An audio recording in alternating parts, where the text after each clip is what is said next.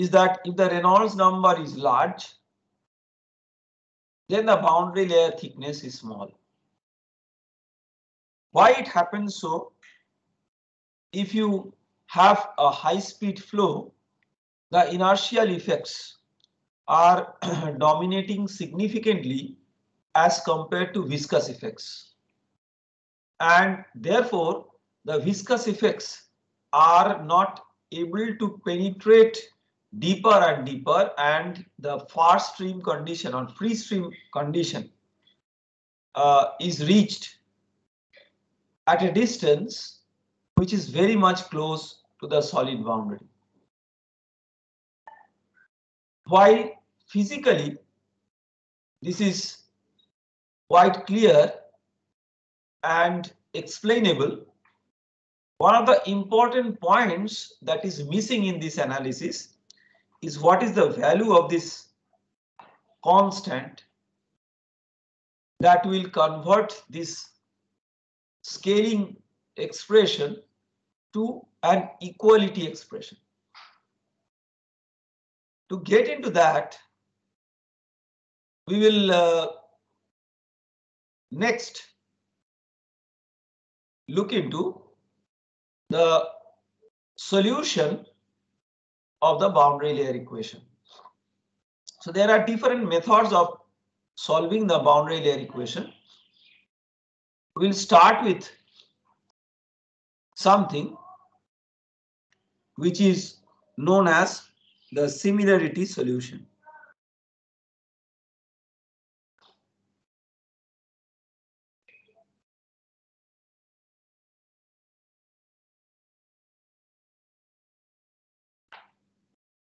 And for illustration, we will consider the case of flow over a flat plate.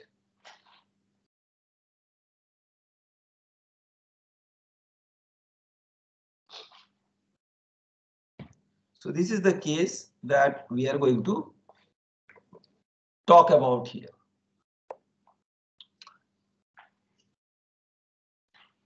What is the physical scenario? Let me just keep a sketch of the entire physical scenario on the side.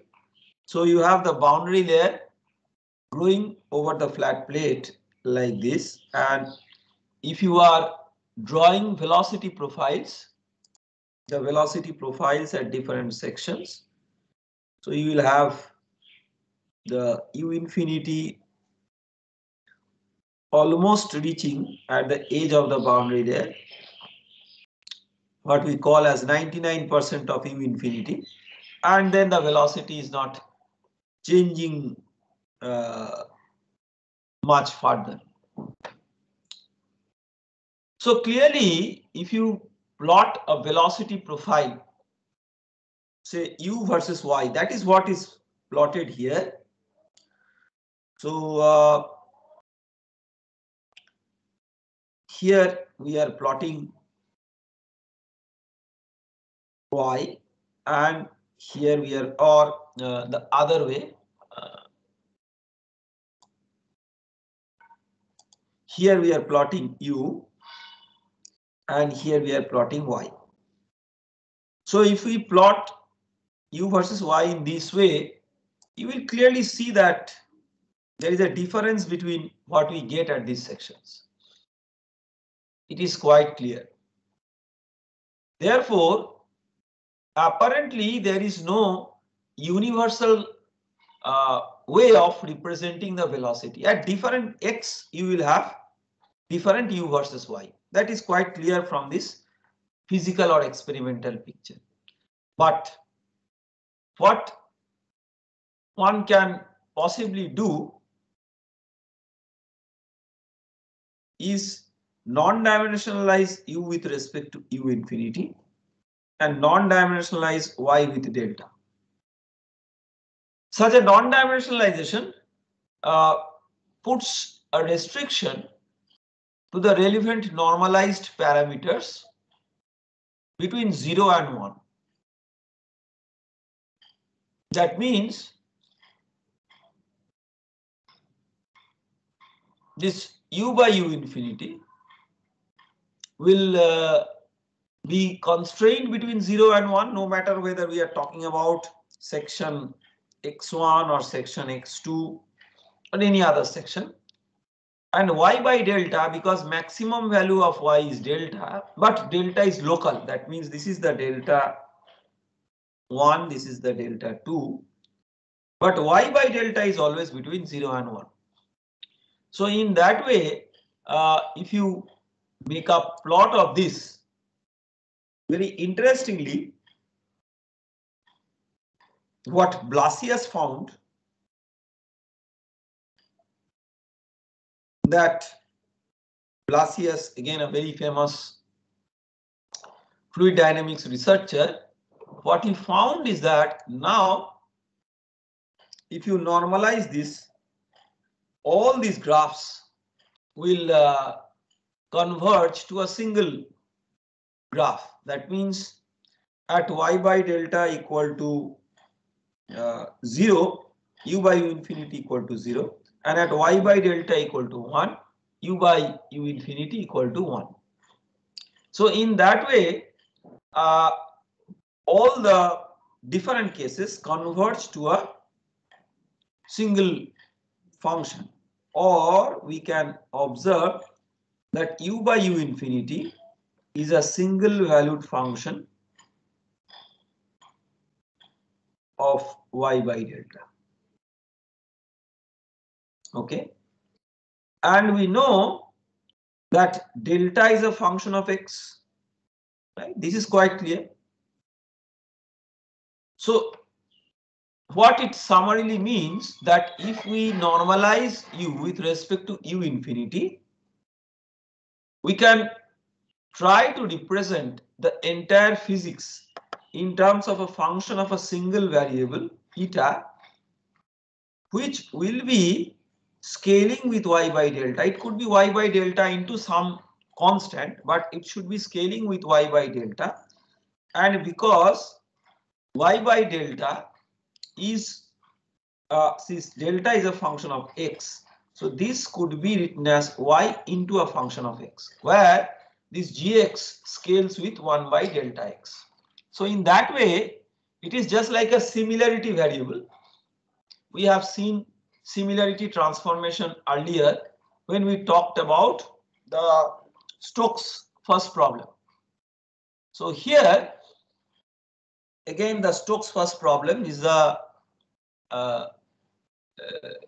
just an example of such a situation where you can find out a normalized variable, which we call as similarity variable, where you have separable effects of x and y. In a different interpretation, you could also call it something called a stretching transformation.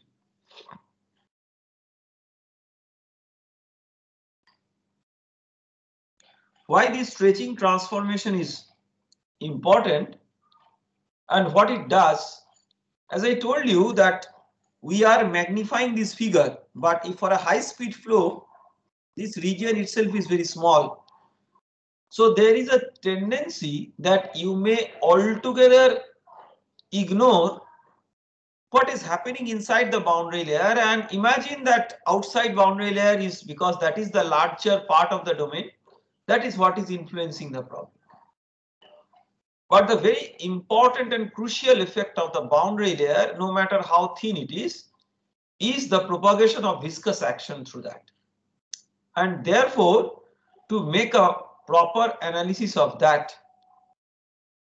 it perhaps may need to be observed with a magnifying glass. And this 1 by delta or division by delta is like stretching y with a magnifying glass. How?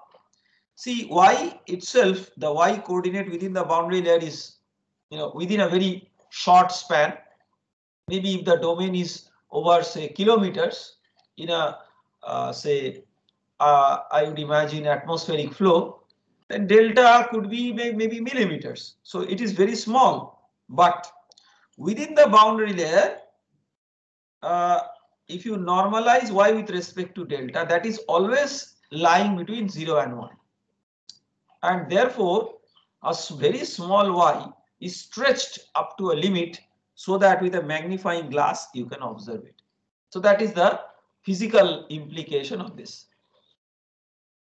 So with this understanding, let us assume that u by u infinity is a function of eta, where eta is y into a function of x. So now what are the equations that we will solve? So the equations are the continuity, the boundary layer equations we are writing. For the special case that we talked about, that is constant properties and two-dimensional and steady flow.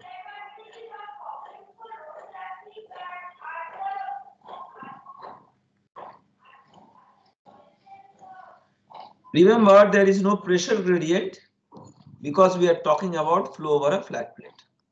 For flow over a curved boundary, there would be a pressure gradient. So now what we will do is we will try to convert these partial differential equations into ordinary differential equation by using this transformation. That is our objective. So we will handle it term by term. So partial derivative of u with respect to x. What is that? So u infinity df d eta into partial derivative of eta with respect to x. So this is u infinity df d eta, and partial derivative of eta with respect to x is y into g dash. G dash means dg dx.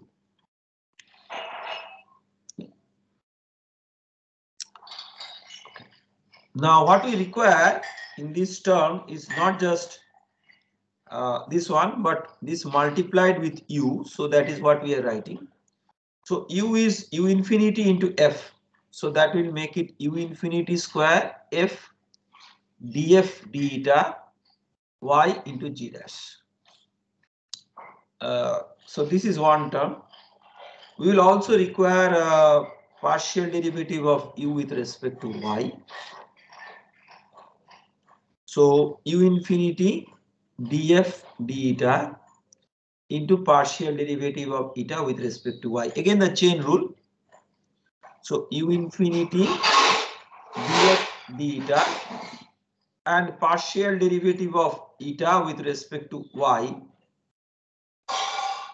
is simply g. This. We also require the second derivative through this term. So we will take the second derivative of this one. So second derivative means basically you differentiate it once more with respect to eta and use the chain rule. So this is u infinity d2f d eta 2 g into partial derivative of eta with respect to y is another g, so it becomes g square. Okay, so now we will substitute these expressions in the boundary layer equation. What we will do is, see, we are having a similarity expression for u. We have nothing for v.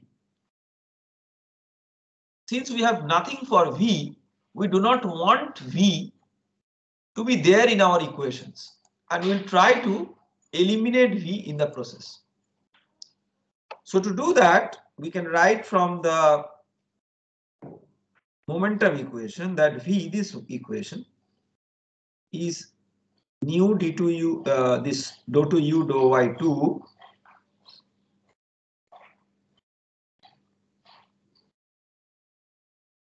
Okay. So we have just written an expression for V from this equation. So what we will do now is we will just substitute what we have written at the top. So this will be U infinity d2f d eta 2 into g square.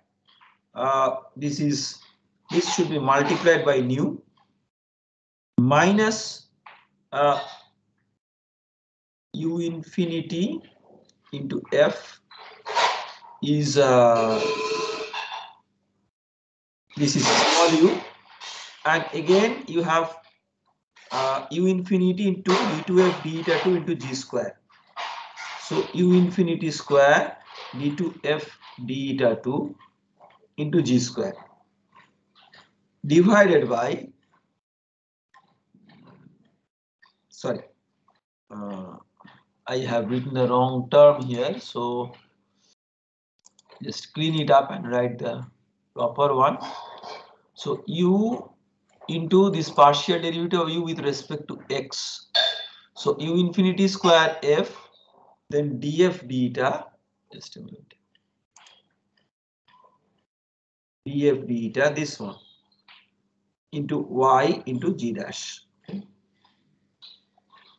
So this is the thing, and divided by partial derivative of u with respect to y. So that is nothing but this one, U infinity df d eta into g, this one. Okay. So that means now let us simplify this.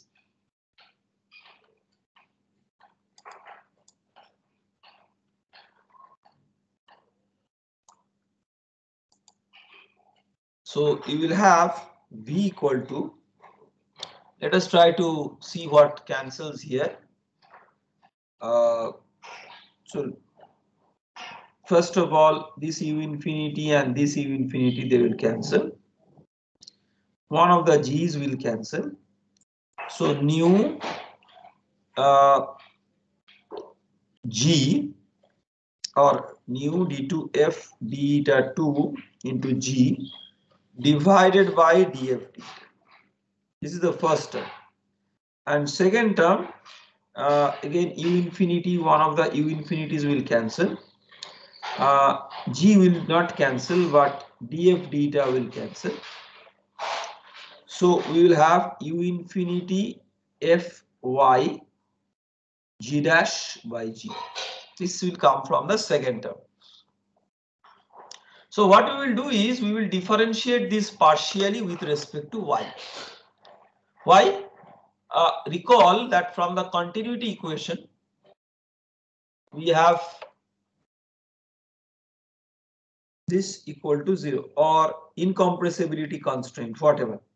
So if we can differentiate this with respect to y, we will set it as minus of partial derivative of u with respect to x, and that is how this v will be eliminated. So let us differentiate it with respect to y. So to differentiate it with respect to y, again we have to first do it with respect to eta.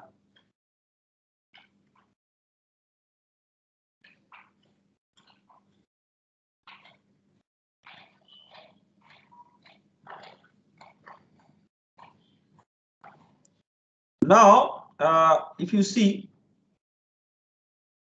the dependence of y in the second term is there why? It is not definitely there with g or g dash. The dependence of y is there explicitly here and implicitly in f, because f is a function of eta and eta is dependent on y. So in that way, we will use a product rule type of thing where we will remember the two functions which will get differentiated in the process. So U infinity f into the derivative of y with respect to y, that is 1, into g dash by g minus U infinity y g dash by g and derivative of f with respect to y. So that will be df d into partial derivative of eta with respect to y. Partial derivative of eta with respect to y is because you have eta is equal to y into g, so this will be equal to g.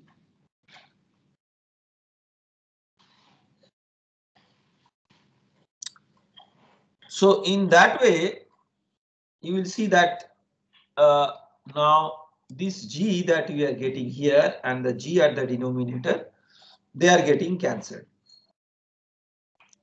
So what we can write out of this, I will clean up some space so that we can write.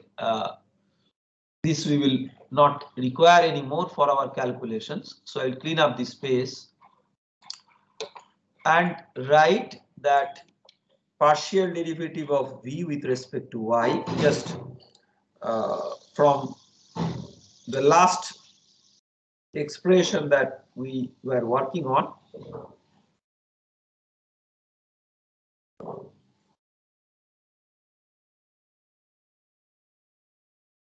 And partial derivative of eta with respect to y is another g minus u infinity f g dash by g minus u infinity y g dash df deta. So this is what we get, and recall that g is a function of x, a single variable, and these are functions of single variable eta. When you write as a function of single variable eta, what is there in the eta is not important because it's an ordinary derivative with respect to eta. It acts as a standalone variable on its own. So in that way, this g will not conflict with this calculation, and we can bring this g outside the derivative so that this will become g square. I mean this g going out. Now we also know from this continuity equation that this is equal to minus of partial derivative of u with respect to x. So that means this one. So this is minus of u infinity df deta y into g dash. Very interestingly, you will see that this term and this term are exactly the same. So if you equate these two, then as a next logical step, what you get out of this is, let us erase this. So what you get out of this is dd eta. So these two terms, sum of these two terms will be 0. That is what we will write. So nu into g square. Nu is also a constant, so we'll put it like this.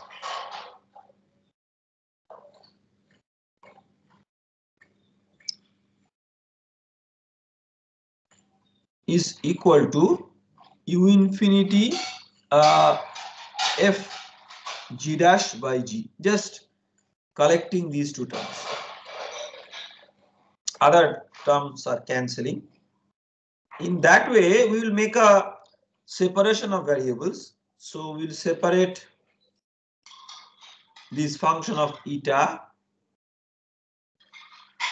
and the function of x. So u infinity by nu. This will be g to the power minus 3. This is 1 by g and this is 1 by g square. So 1 by g cube. That means g to the power minus 3. And g dash, because we know g dash is dg dx. Maybe let us write it so that it is we are clear that what we are writing here. So this is now function of eta, and this is a function of x. It is quite clear that f is a function of eta, so itself and all its derivatives are functions of eta. Excuse me, sir. Yes. Sir, like I have a small question. Sorry for the interruption. No, it's So, okay.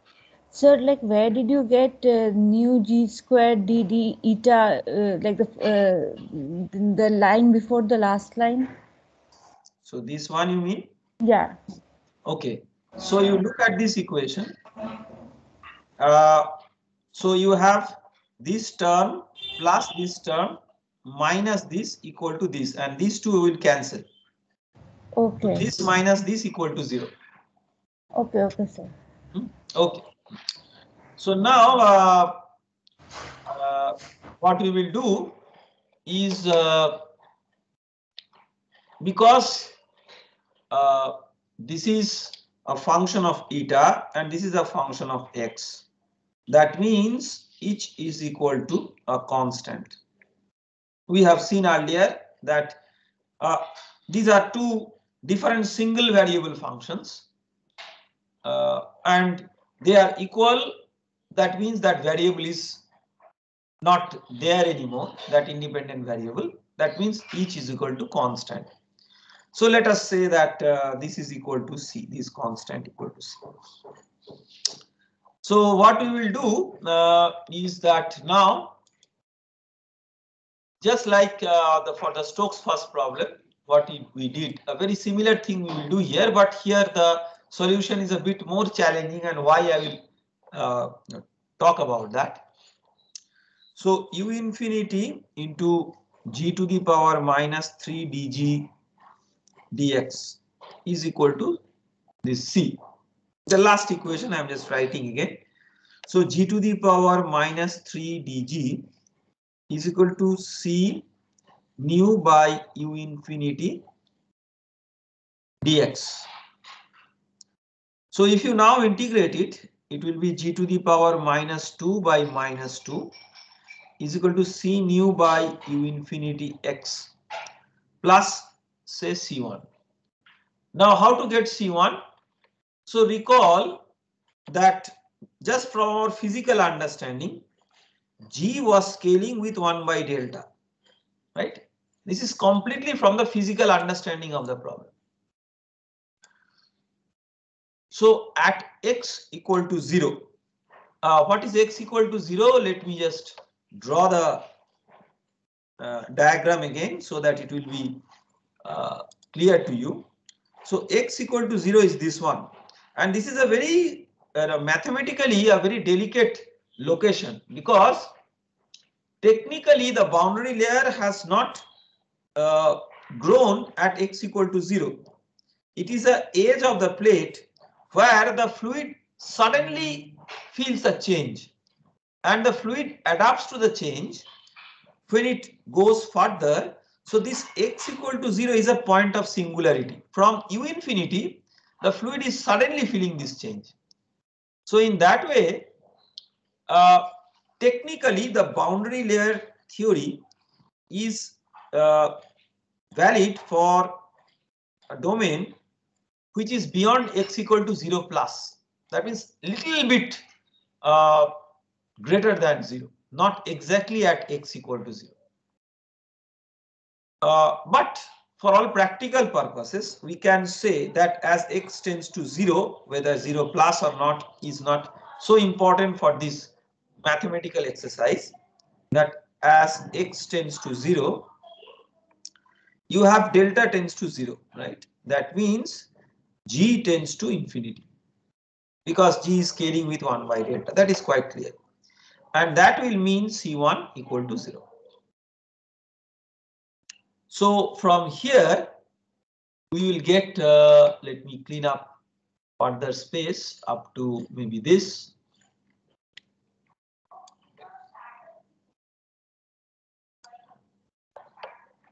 So g to the power minus 2 by minus 2 is C nu x by u infinity. That means g square is equal to minus u infinity by 2c nu x. Okay. So once you have this, just like the Stokes first problem where we had a value of c which we could choose from a wide range of possible values of c. Here also it is like that. Only thing is that g square must be positive because it relates to the square of a physical variable. So that physical variable is real number. So g square has to be positive. And in that way, c must be negative to make it positive because kinematic viscosity is positive, x is positive, u infinity is positive. So c must be negative. We can choose any value of c so long as it is negative. And we have discussed about the reasoning of such freedom of choosing any such permissible value in a different context for the Stokes first problem. So here we will take, so let c equal to minus half. It will just cancel the 2. And in that way, again, this is not a must. So we could take so many other values like minus 2 or whatever. But if we take minus half, I mean, at least that coefficient is gone. So that means you have g square is equal to u infinity by nu x. Okay. So that is the functional form of g. Now we will concentrate on the governing equation for f, that is this one. And this being equal to c, we will now set the same value of c that we used for the g part of the equation. So this we will set equal to minus half. So we have set up a governing equation for f. Now we will try to solve it. We will write the expression for g somewhere separately and then erase that portion. So g square is equal to u infinity by nu x. That we will write and then erase the remaining part of that is not important anymore. So we will now write this equation. So d d eta of d2f d eta 2 by df d eta plus half f equal to 0. Right. This equation, first of all, I mean, it's not so easy to solve this equation analytically. In fact, analytical solution of this doesn't exist. So what we will do is we will try to present it in a different form so that at least a simple numerical solution exists. So to do that, see, one thing we can observe that here you have df d eta and here you have another derivative of that. And the other thing is that if we separate the variables, see, for solving this type of equation, the natural tendency will be the separation of variables.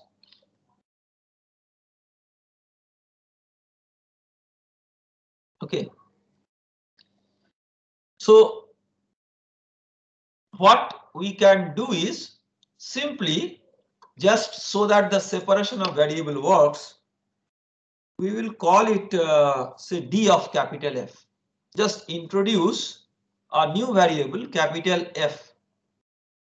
So that means indirectly we have written d capital F is equal to f d eta.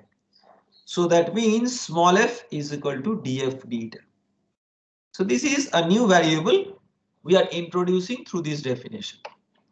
So that means in terms of capital F, it will be one higher order derivative, that is f double dash will become triple dash, and single dash will become double dash, plus df equal to 0.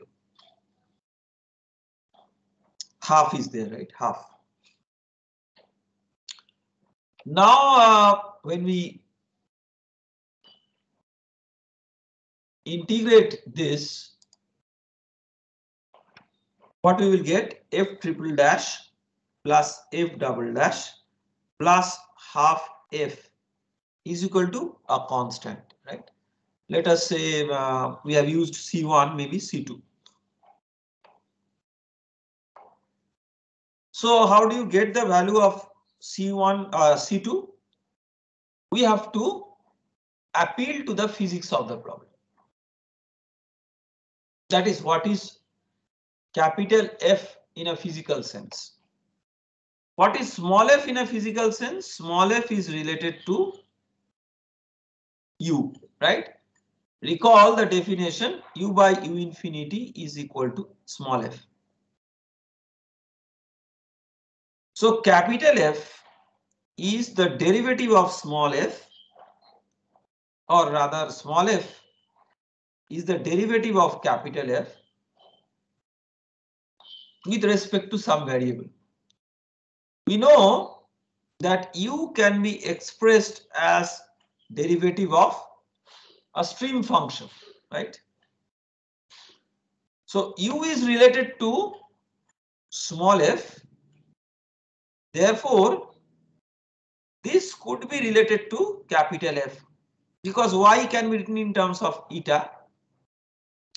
So in that way, if small f is physically related to velocity, then capital F is physically related to stream function.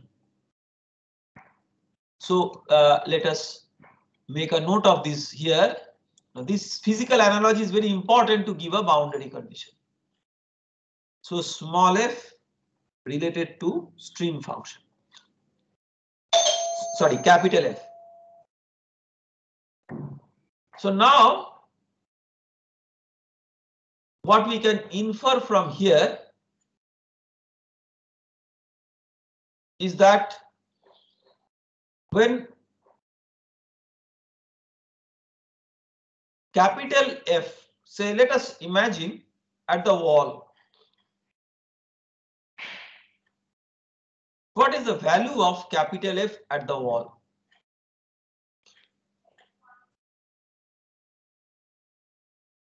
As we have seen that one observation is that psi equal to constant along a streamline, right? So this is something we have seen from the kinematics of flow. So this is the, you can say, one of the important implications of the stream function. Now, what is a streamline? Streamline, if you recall, is an imaginary line where the entire flow is tangential.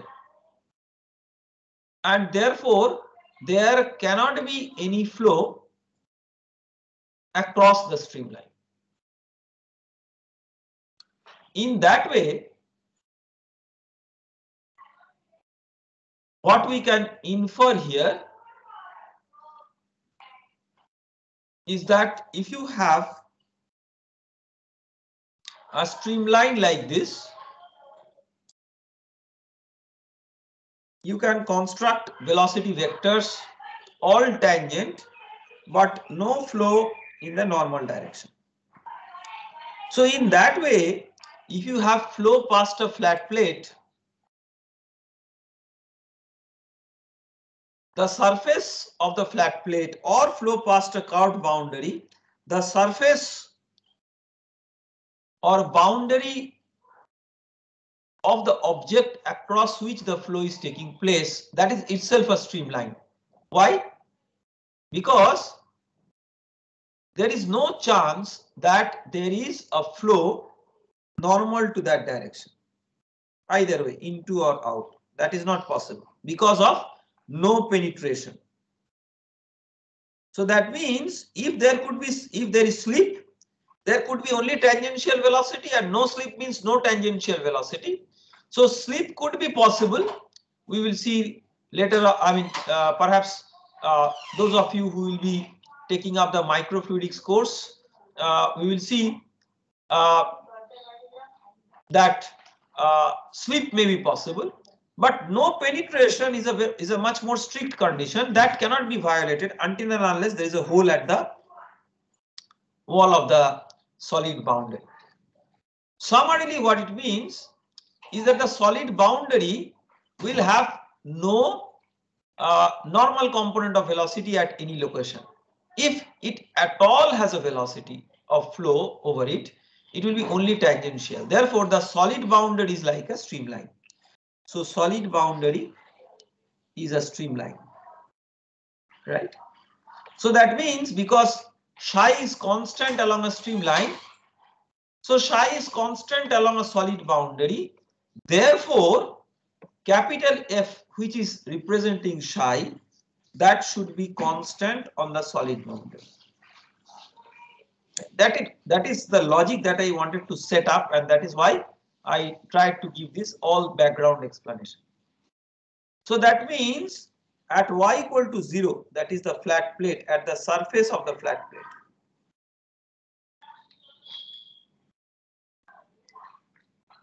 plate, that is y equal to 0,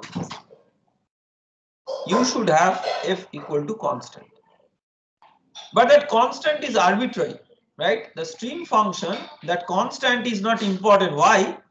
See, your physical variable is u, which is dependent on delta psi divided by delta y.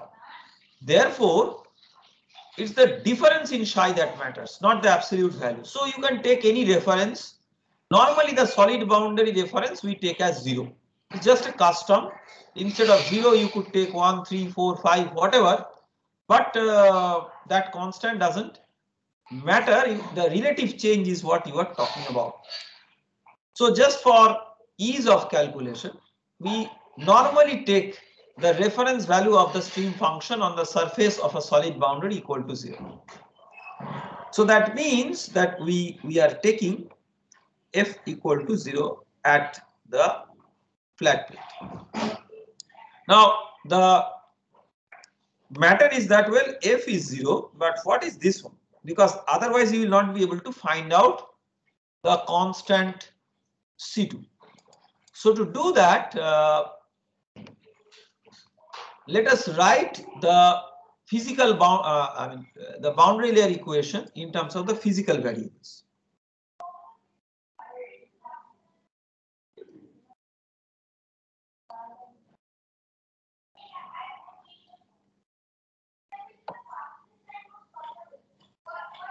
Okay. So now let us try to see which term maps with small f, capital F in what way. So U will map with small f. Small f means capital F dash, because small f is df d eta. So if U maps with that, then this is another derivative, so it will map with f double dash. Right. And this will also map with f double dash, and this will map with, therefore, f triple dash, another derivative. Now if you just look into the values of these at the wall, see, this is the governing equation, so this must be valid at the wall. So at the wall you have this equal to 0, and this is also 0. So the no slip boundary condition will set U equal to 0 at the wall. The no penetration boundary condition will set V equal to 0 at the wall. Therefore, you must have F triple dash equal to 0 at the wall. Right? So this is 0 and this is 0 at the wall. That means from that wall, to satisfy the wall condition, you must have from here that this is equal to 0. Right? So the final governing equation that we get out of this is the famous Blasius equation. This was all derived by Blasius. So F triple dash plus half F double dash equal to 0.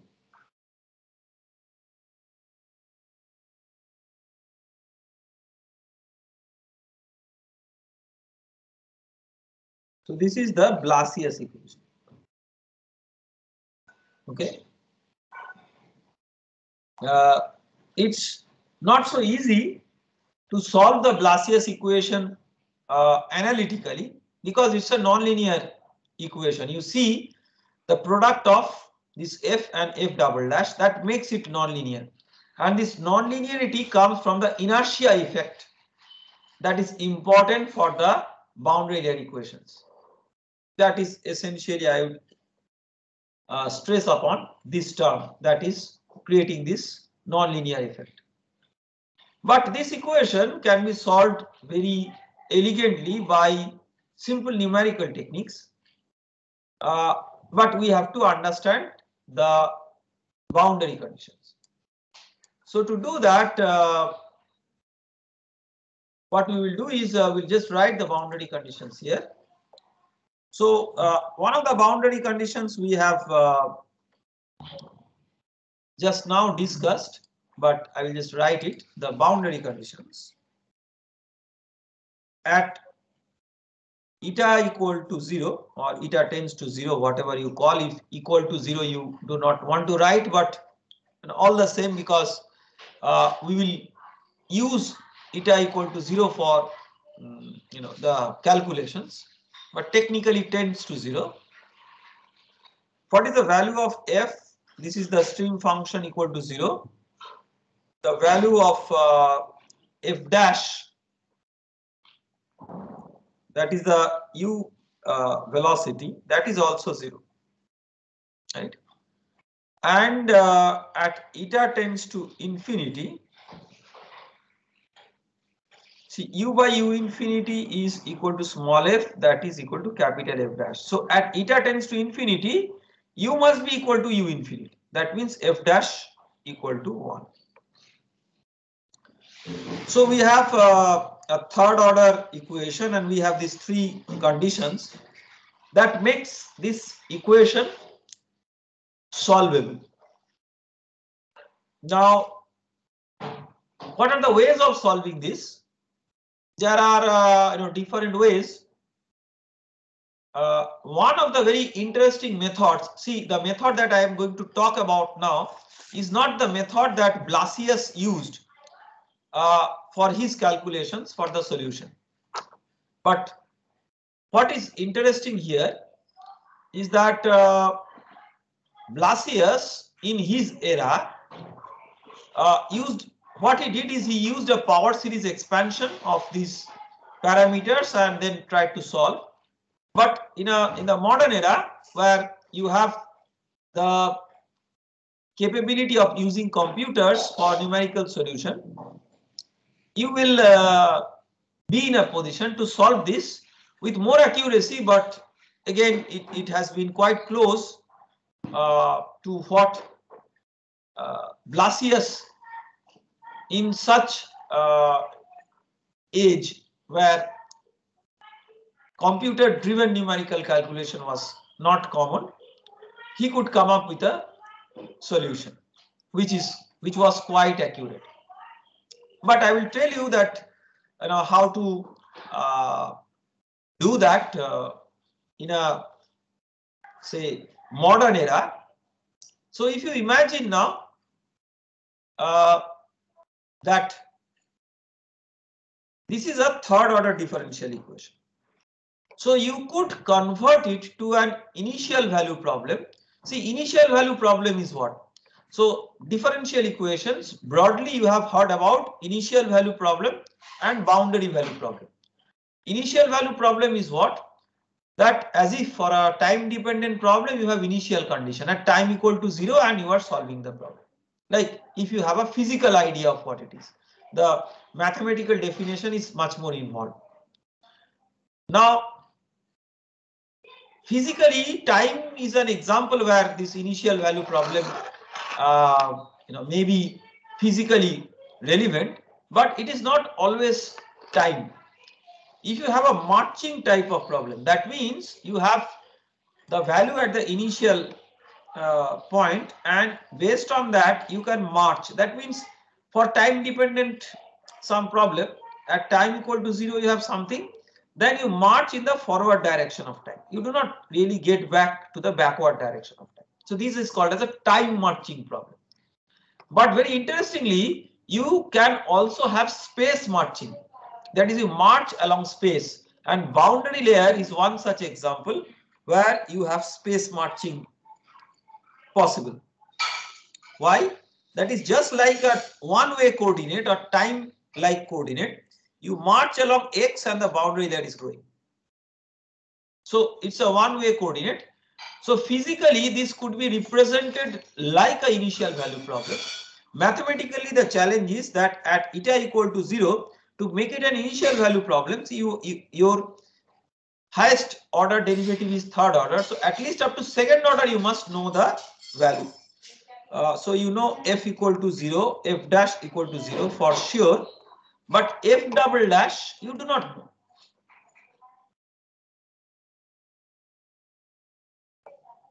So because you do not know, you guess.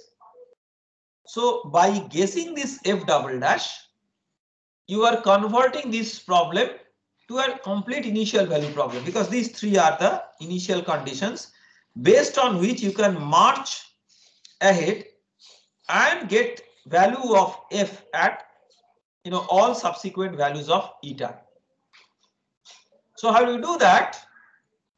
There is a numerical method for numerical solution of initial value problems, ordinary differential equation initial value problems, and that is known as Runge-Kutta method. This is not a mathematics class, so actually I do not want to get into this, but all of you who have done some kind of numerical analysis at some time in your studies, you will be familiar with this Runge-Kutta method of numerical solution of initial value problem.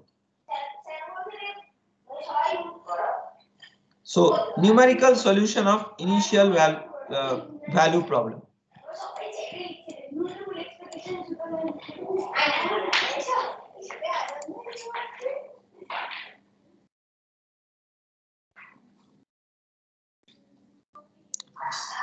So numerical solution of initial value problem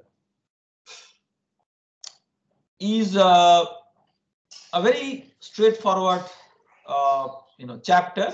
You may go through this in any of the engineering mathematics, or if you are having if you are looking into the internet, you will see lots of materials on the Runge-Kutta method. It is of different order accuracy that is available. The very popular one is fourth order Runge-Kutta method or RK4 method. If you are familiar with use of MATLAB, in MATLAB, actually you don't have to code it all on your own.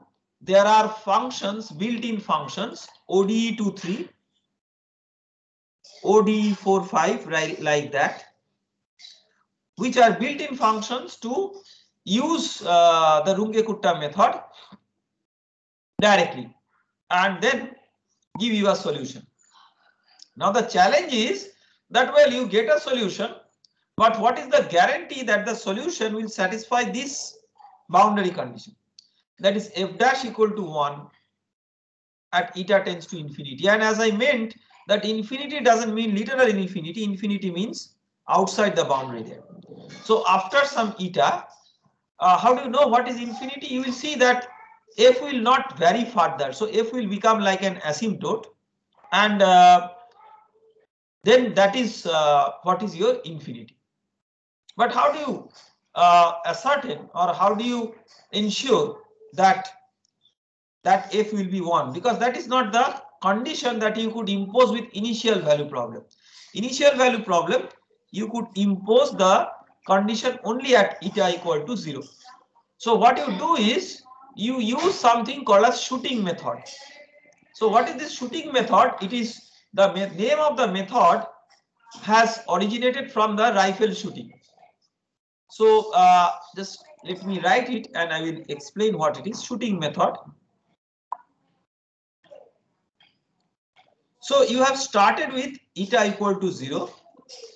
And let us say you have some, this eta tends to infinity, but a large value of eta. Now, what is your bull's eye? Your bull's eye is f dash, sorry, not f double dash, f dash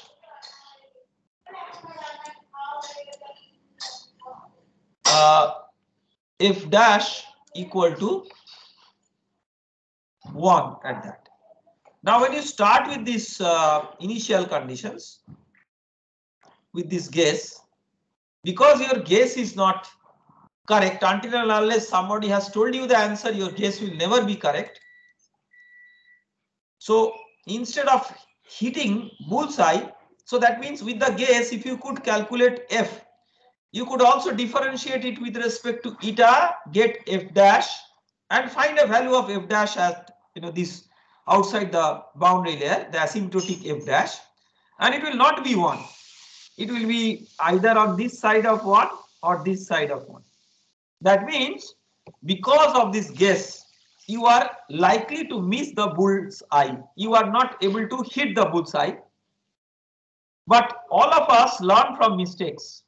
So when you see that you are not able to hit the bull's eye, you will see at least the deviation from the bull's eye in either way.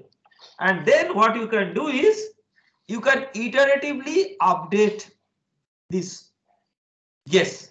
That means you can start with a fresh calculation with a new guess of f double dash. So for example, with some f double dash, it is on this side. Maybe with some f double dash, it is on the other side. So you can now interpolate a intermediate choice of f double dash at eta equal to 0 with a target to hit the bullseye at f dash equal to 1.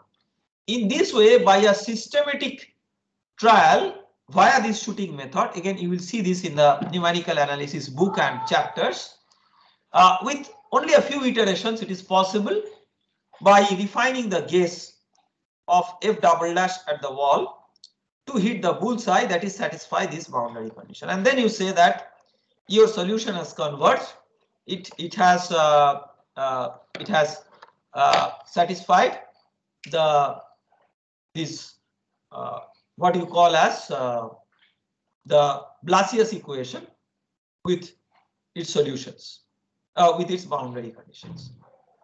So what is the solution that it will look? Typically, I will draw a graph because you do not have an analytical solution, so no question of giving a functional form.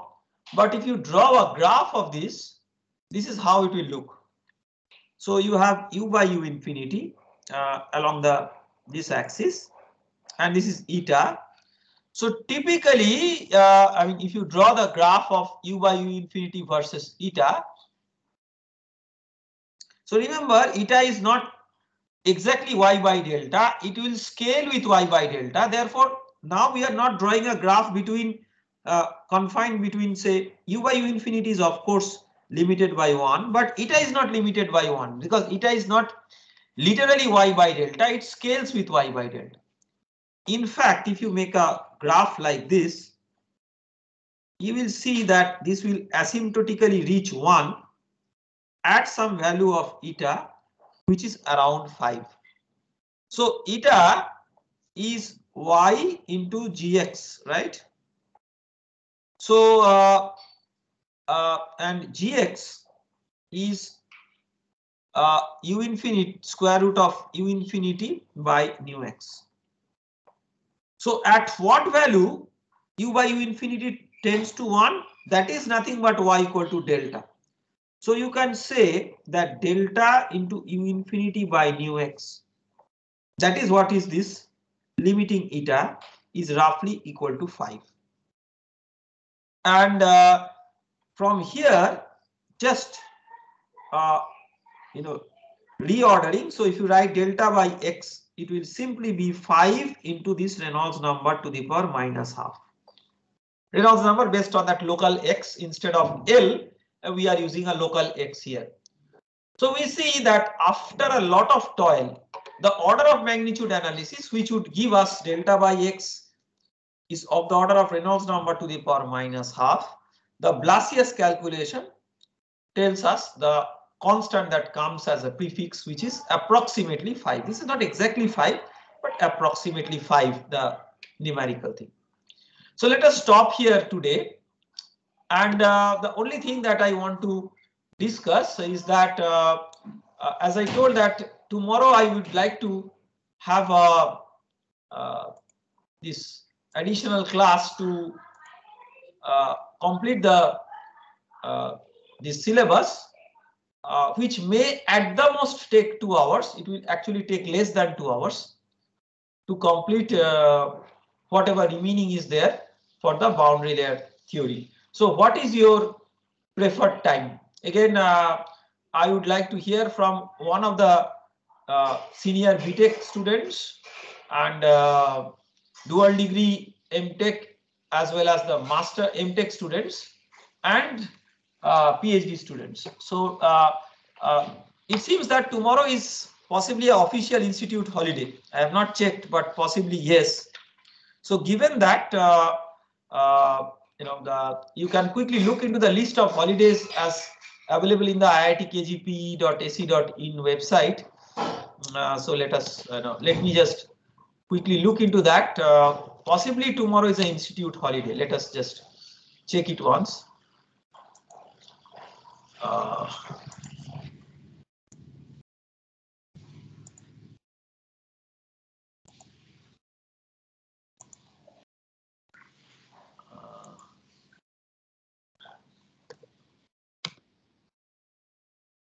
So somehow this IIT KGP page is not opening. IIT, just let me see. Yeah, it has opened. So holidays. So tomorrow is what date? Let me see. Yes. So tomorrow is 19th November. It is a holiday because of Guru Nanak's birthday. Okay. So in that way, you will not be having your regular classes because of the holiday. So what is your preferred time to have this 2-hour slot? Now, can any one of you tell? Sir, I am having exam from 11. Morning 11, you have exam. Okay. Yes, sir. So how long will that exam go on? 30 to 35 minutes. 30 to 35 minutes. So are you all then free from 12? Sir, we are having exam from 11 to 1. 11 to 1 you have exam. So that means what we can do is that we can get rid of the morning hours or pre-lunch hours, and then let us maybe prefer some evening time. So what about 7 p.m.? Sir, could it be a little bit earlier? Says okay. 5 to 7 works if or anything less before that also works. No, before that is all right. Then it will. I mean, I have also something. So what about say 6:30 to about 8 o'clock or maybe like that? Yes, so that would be fine. Okay. So let us fix up tomorrow's schedule. 6:30 onwards. We'll keep a 2 hour in this in hand, but perhaps we will not require 2 hours. But it all depends on how the discussions evolve. I have never tried to rush through what I am presenting. And this is what in my classes I always follow. See, if I do not go through the derivations and just write in the language of the book that by straightforward algebra it follows. Now, from my experience, I have seen that no algebra is straightforward. I mean, when you do it in your own hand, you will realize that there is nothing in the world which is straightforward.